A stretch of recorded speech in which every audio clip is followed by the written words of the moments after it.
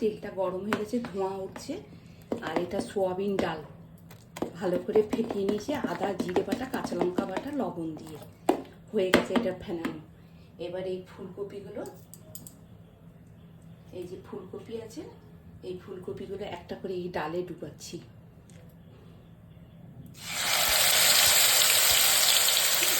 আর এই সিমও দেখি,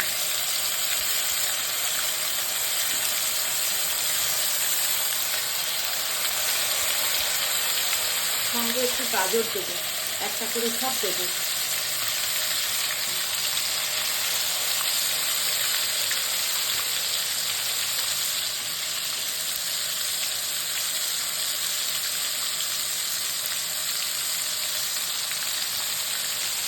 একটু ভিন্ন স্বাদের একটু রেসিপি খেতেও ভালো লাগে, একঘেয়েমি ভালো লাগে না। বেসন দিয়ে করলাম না কেন, কষ্ট হবে এই দেখুন।